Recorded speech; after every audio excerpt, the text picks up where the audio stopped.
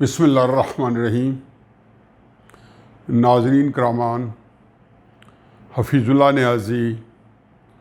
اپنے YouTube channel سفر کے ساتھ آپ کے سامنے حاضر ہے۔ مجھے اس بات کو دہراتے ہوئے بالکل کوئی عار نہیں محسوس ہو رہا کہ مجھے زیادہ سے زیادہ آپ لوگوں کی توجہ چاہیے، آپ کی آنکھیں چاہیے، آپ کے کان چاہیے۔ اس لیے نہیں کہ مجھے اس چینل سے کوئی اپنی ذاتی تشہیر کرنی ہے یا میرا کوئی اپنا گلیمر اس کے اندر مجھے وہ مطلوب ہے۔ مجھے صرف اور صرف اس لیے چاہیے کہ ہم ریاست پاکستان کا شاید کوئی بیانیہ یا ریاست پاکستان کا وہ بیانیہ جس پہ وجود پہ آئی ہے، اس کے اوپر ہم ایک مؤثر آواز جو ہے وہ پیش کر سکیں، اور جب آپ اس کو زیادہ سے زیادہ سبسکرائب کریں گے تو انشاءاللہ اس کے اثرات مرتب ہوں گے۔ میرا موضوع ابھی بھی پچھلے جو 3 میرے پہلے ایپیسوڈ ہیں اور یہ ہمارا چوتھا ایپیسوڈ ہے، ان سے تقریباً جڑا ہوا ہے۔ میں سمجھتا ہوں کہ یہ جو اے پی سی ہے، جس کا حاصل کلام نواز شریف کی تقریر تھی، اس کے جو اثرات ہیں وہ اس نے ابھی مرتب ہونا ہے۔ وہ ایک آغاز تھا اور اس نے کہاں تک ختم ہونا ہے یہ آنے والا وقت بتائے گا۔ یہ پاکستان میں ایک نیا پولیٹیکل لینڈسکیپ جو ہے وہ مرتب کر گیا ہے۔ میں نے پہلے دن اتوار کو جب اے پی سی منعقد ہوئی، ساری اپوزیشن پارٹی اکٹھی بیٹھی، تو عرض کی تھی کہ یہ تاریخی دن ثابت ہو سکتا ہے، بلکہ اس کو نواز شریف کی تقریر نے تاریخی دن بنا دیا ہے۔ نواز شریف کی تقریر تھی کیا؟ ایک دعویٰ تھا، ایک ریٹ پٹیشن تھی، ایک مدعا تھا۔ انہوں نے جو معروضات پیش کی، مجھے یقین تھا کہ ایک ایک کر کے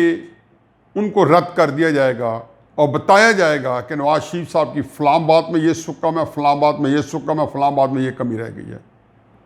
مجھے تکلیف ہوئی ہے کہ جہاں نواز شریف نے حکومتی وزراء کے، حکومتی اہلکاروں کے اوسان خطا کر دیے ہیں، ان کے اعصاب جو ہیں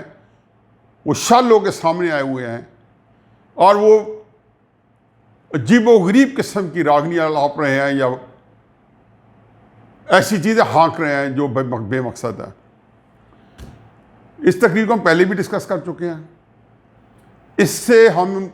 متعلق منصف کئی باتیں کریں گے، لیکن 2 چیزیں اہم ہیں جو اس تقریر کے ساتھ میں سمجھتا ہوں کہ ہمیں نظر انداز نہیں کرنی چاہیے۔ اس تقریر نے مجھے اس بات سے بھی کوئی خوشی نہیں ہوئی کہ اس نے پوری اے پی سی کو اوور شیڈو کر دیا ہے۔ مریم بی بی نے 7-8-9 منٹس میں اس کو، جس کو کہنا چاہیے، اس کو کوئک جائزہ لیا اور 3-4 اس میں جو انتہائی اہم پوائنٹس تھے ان کو اجاگر کیا، تاکہ کسی طریقے سے لوگوں کے ذہن سے وہ محو نہ ہو جائے۔ اب لب لباب کیا تھا مولانا فضل الرحمان صاحب کی تقریر اور مریم نواز صاحبہ کی، دونوں کی تقاریر میں، کہ ریاست کے اندر ایک ریاست قائم ہے، اور یہ ایک ایسی خطرناک چیز ہے کہ جس کا آئین پاکستان اجازت نہیں دیتا۔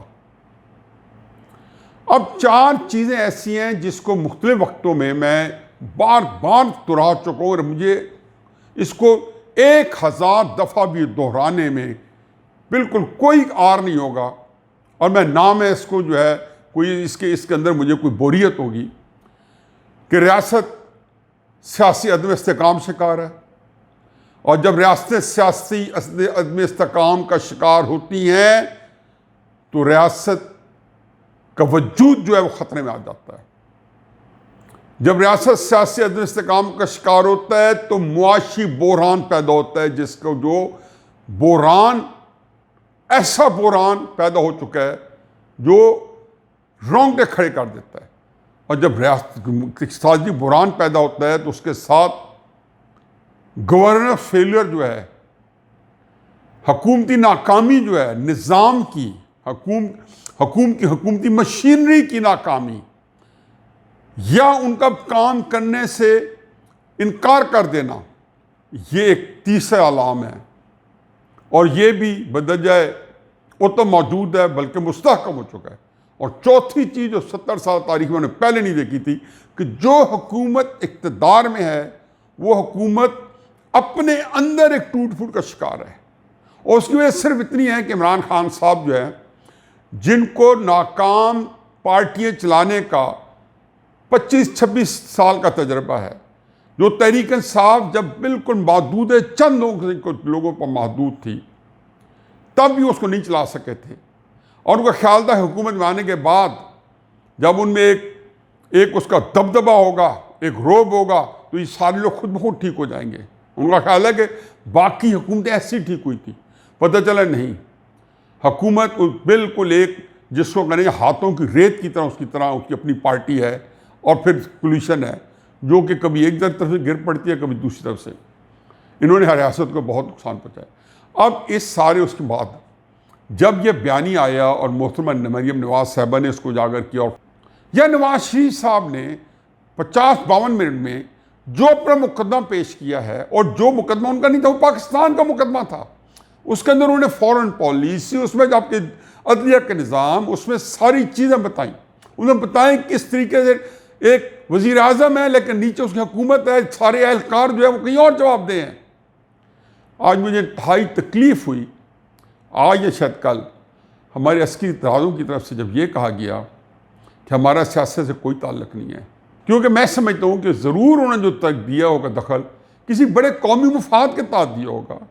ان کے پیش نظر کئی قومی خطرات لاحق ہوں گے، اور ان کو ببانگ دول کہہ دیتے کہ ہمارے سامنے یہ چیزیں تھیں، ہم یہ دخل نہ دیتے تو نواز شریف کے ہاتھوں ریاست پاکستان کو یہ نقصان پہنچ رہا تھا، اگر قاضی فیض عیسیٰ کا ہم نے راستہ نہ روکا تو اس کا یہ نقصان تھا، اگر ہم جسٹس شوکت صدیقی کو نکال لیں تو اس کا یہ راستہ ہے، اگر راشد جو جج ارشد ملک کے فیصلے جو ہیں اس کو ہم نے نہیں نفی کیا بلکہ اس کے جج کو نکال دیا تو اس کا یہ فائدہ ہے، فورن پالیسی کے اندر یہ سکم تھے تو اس کا یہ ہمارے سامنے یہ قومی مفاد تھا، کیونکہ ہمیں پتہ ہے، ہر بندے کو پتہ ہے، عمران خان کو پتہ ہے، میں اینی شاہد ہوں، نواز شریف صاحب کو پتہ ہے، زرداری صاحب کو پتہ ہے کہ ہمارے طاقتور حلقوں کا کتنا عمل دخل ہے، سب کو پتہ ہے، ایک ایم پی کو پتہ ہے، ایک آپ کا شہزاد اکبر صاحب نے کہا تھا کہ محکمہ زراعت والوں سے پوچھو، پھر اگلے دنوں اپنے بیان کی تردید تصحیح کی، اگر 71 میں میں نے ٹوٹتے نہ دیکھا ہوتا، اگر پاکستان کو ذلت خواری رسوائی میں نہ دیکھا ہوتا، آج پاکستان جو ہے اس کی اکانومی بھوٹان اور سکم اور نیپال کے برابر نہ پہنچ چکی ہوتی، تو میں سمجھتا کہ شاید جو ہے اس میں کوئی حکمت ہے۔ تو میرا خیال ہے کہ حقائق سے آنکھیں نہیں چرانی چاہیے۔ ایک چیز اے پی سی جو ہے ایک ہمیں کچھ چیزیں بتا گئی ہے، میرے پہ احسان ہے، ہر وہ بندہ جس کو پاکستان سے دلچسپی اس سے احسان ہے، بھول جائیں مسخروں کو اور ایسے کلاؤنز کو اور ایسے کارٹونوں کو جو دہاڑی دار ہیں، جو کرائے پہ ملتے ہیں میڈیا کے اندر بھی اور سیاست کے اندر بھی، اور جو اس کے اوپر ایک آپ کے سامنے چیز پھیلاتے ہیں۔ مجھے صرف ریاست پاکستان کی فکر ہے، اب یقین جانے کہ ریاست پاکستان ہمارے ہاتھ سے سرکتی جا رہی ہے، یہ بہت قیمتی ملک ہے، یہ آپ کو اندازہ نہیں ہے کہ کتنے بڑے آدمی نے بنایا تھا جس کا نام محمد علی جناح تھا، کتنے بڑے نظریے کے اوپر یہ وجود میں آیا تھا، ہم نے اس ملک کا کیا حشر کر کے رکھ دیا ہے۔ میں آپ کو لکھ کے دیتا ہوں کہ نواز شریف کی تقریر پاکستان کی سیاست جس کو کہنا چاہیے کہ ایک اس کے اوپر پاکستان کی ریاست تعین کرنا ہے، اس کو یہ کہنا جی کہ کچھ لوگ اپوزیشن کے ملے تھے جی، ملتے رہتے ہیں جی، آرمی چیف سے ملتے رہتے ہیں، ڈینائی بھی نہیں کیا، ورژن اپنا شیخ رشید صاحب جو زندگی میں انہوں نے سچ نہ بولنے کی قسم کھائی ہوئی ہے، وہ کل ایک بیان کہہ رہے تھے، شہری مان نے اس کا دوسرا ورژن دے دیا کہ اگر فوجی حکمران آئے ہیں تو پہلی دفعہ تو پارلیمنٹ میں نہیں آئے، پہلی دفعہ تو حکمرانوں کو نہیں ملے، اگر ملکی سلامتی کے لیے ملتے ہیں تو آج تو نہیں ملے، ہر دور میں کدھر ملے، اور پارلیمنٹ کے اندر آ کے ساری سیاسی جماعتوں کو اکٹھا کیا، جس میں حکومتی پارٹی بھی تھی، جس میں اپوزیشن بھی تھی، جس میں مولانا فضل الرحمان بھی تھے، سارے تھے. اس کو پھر اسی طریقے سے استعمال کیا گیا کہ اس سے کوئی مذموم مقاصد حاصل کریں. تو یہ مال نہیں بکے گا. میں حقیقت یہ سمجھتا ہوں کہ اس وقت میرے نزدیک بہت ہی ہمت اور جرأت کے ساتھ مظاہرہ ہوا ہے. صرف بات یہ ہے کہ اپوزیشن کے جو لوگ ہیں، جو کمزور دل کے ہیں، ان سے یہ گزارش ہے کہ وہ یہ سیاست کا سفر ترک کر دیں. مولانا رومی کی ایک بہت مشہور قول ہے کہ مصیبت اور پریشانی میں کبھی کسی بزدل سے مشورہ نہ کریں، کیونکہ آپ کی رہی صحیح ہمت بھی جو ہے وہ ختم کر دے گا. میں جینوئن سمجھتا ہوں کہ اپوزیشن کے کئی بڑے لیڈر جو ہیں وہ کوئی انہیں برائی نہیں، اس ویسے کو دل کے کمزور ہیں، وہ ہمت ہار جاتے ہیں. سیاست آئیڈیلزم کا نام ہے. اگر اس کو لے کے چلیں گے تو یہ آپ سیاست میں آپ لوگوں کی ضرورت ہے. وگرنہ یہ جھوٹ، یہ ڈھنگ، یہ کچھ نہیں ہوتا. پاکستان کے لوگوں کو فرق پڑتا تو 1,30,00,000 ووٹر جن نامساعدات میں جیل میں پڑے نواز شریف کو انہوں نے دے دیا تھا، جن میں ہر ایک کو پتہ ہے کہ اس کے اندر اگر دگنے نہیں تو کم از کم ایک معقول مقدار میں ترقی اس میں ہوئی ہے. کیا آپ چاہتے ہیں کہ نواز شریف پاکستان آ جائے؟ اور کیا آپ چاہتے ہیں کہ ملک کے اندر پوری انارکی میں چلا جائے کہ وہ پورا ملک باہر نکل آئے گا؟ میں لکھ کے دیتا ہوں کہ نواز شریف پاکستان اترتے ہیں لاہور میں یا کسی شہر میں، کراچی میں، آپ دیکھ لیں کہ کیا طوفان مچتا ہے. اس سیاست کو کون رول کر سکے گا؟ عمران خان کہتے تھے اتنے سے لوگ اگر نواز شریف مجھے کہہ دے صفت دے دو تو میں تو دے دوں گا، پھر میں دیکھوں گا اس کو اپنی کوئی بات یاد دلاتا. اس کو خیر اسی کیا بات ہے، اسی فوج کے اور اس کی اداروں کے بارے میں اسے کیا کیا مغالطات نہیں فرمائیں. انڈیا کے اندر بیٹھ کے کرنٹ تھاپر کے ساتھ جو انٹرویو وہی چلا کے دکھا دے. میرا دل کرتا ہے کہ اس کے 20 کلپس میں نے ایسے کیے ہیں جو فوج کے اوپر اس نے انتہائی موندانہ، انتہائی گندے حملے کیے ہیں. یہ تحریک انصاف والے دیکھ لیں جو کہتے ہیں کہ انڈیا خوش ہے. انڈیا خوش تو اس وقت ہوتا تھا جب عمران نے انڈیا کے اندر جا کے پاکستانی فوج کو برا بھلا کہا، عمران نے انگلینڈ میں جا کے پاکستانی فوج کو برا بھلا کہا. اور پھر پاکستانی فوج جو ہے، یہ پاکستان کے جو عسکری اداروں کے جب بڑے لوگ آ کے لوگوں کو پرائیویٹلی ملتے ہیں تو یہ کوئی اچھا کام نہیں کرتے. اس کو میرا خیال ہے کہ کسی نہ کسی موقع پہ اس میں غور کرنا چاہیے. خدا گواہ ہے کہ آپ بھی، ہم بھی، سارے لوگ پاکستان کا بھلا چاہتے ہیں. صرف فرق یہ ہے کہ کئی کچھ دفعہ ہمارے ذاتی مفادات جو ہیں، ذاتی ہمارے فائدے ہیں، وہ غالب آ جاتے ہیں اور ہم اس کو لے کے چلتے ہیں. اس مملکت کا جو اس وقت سیاست کا بیانیہ آیا ہے، جو نواز شریف صاحب نے جو ڈائریکشن دے دی ہے، یہ اگر اس کو عقل اور دانش سے نہ سلجھایا گیا اور فوری طور پہ سیاسی بحران کو حل نہ کیا گیا اور اس سیاسی بحران کو تسلیم نہ کیا گیا تو پھر یہ نہ کہنا کہ خبر نہ ہوئی. میرا خیال ہے کہ کوئی پیشن گوئی کرنے کی ضرورت نہیں ہے.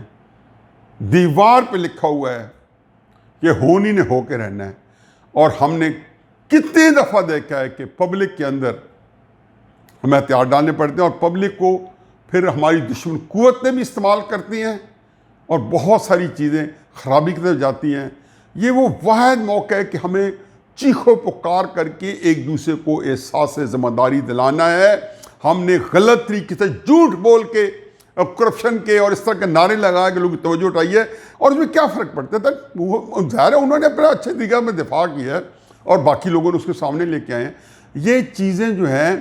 چشم پوشی سے مسئلے حل نہیں ہوں گے. ہمیں اس کو دیکھ کے کرنا پڑے گا. سارے آپ لوگوں کی طرح پاکستان سے محبت رکھتے ہیں اور یہ پاکستان کے بھلے کے لیے کرتے ہیں. ہو سکتا ہے کہ آپ ہمیں آرام سے بیٹھ کے سمجھائیں اور یہ کہیں کہ جو کچھ آپ کر رہے ہو ملک مفاد میں ہے، تو ہو سکتا ہے ہم بھی ساتھ دیں. وما علینا الا البلاغ.